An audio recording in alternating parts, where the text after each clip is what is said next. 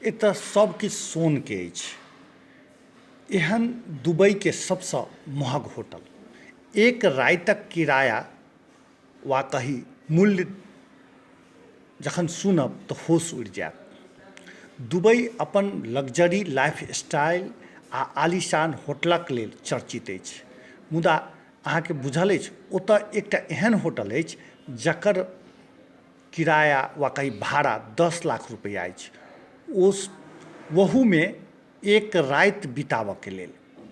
संसारक पहिल 10 star hotel एकरे कहैत अछि।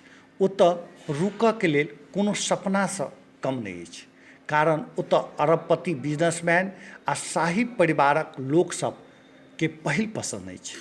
आम मनुष्यक लेल ई मात्र सपना जेहन अछि जेकरा मात्र बाहरसँ लोक देख सकैत अछि। संसारक धनिक सभक एकटा एहन घर जतऽ मात्र धनिक सबके एंट्री होइत अछि। ओतऽ सुपर रिचके दुनियाक सबसँ सुन्दर एक्सपीरियंस दैत अछि। एहि होटलक खम्भासँ लऽ कऽ द्वार धरि हैंडल तक सब सोनाके परत चढ़ल अछि। एते धरि कि बाथरूममे सेहो सोनाक कारीगरी कयल गेल अछि, जाहिपर अतिथि सबके रॉयल फीलिंग भेटैत अछि।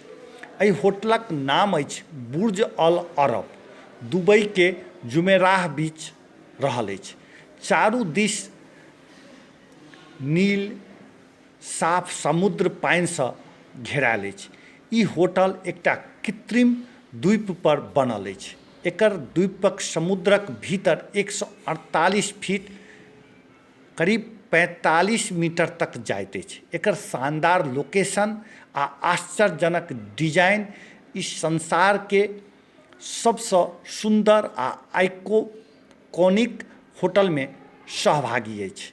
बुर्ज अल अरबक इंटीरियर हुए वा भोजन, हर चीजमे सोन प्रेम साफ झलकैत अछि। एहि होटलमे 1790 square metre 24 carat gold leaf लागल अछि, जे शाही अंदाज दैत अछि।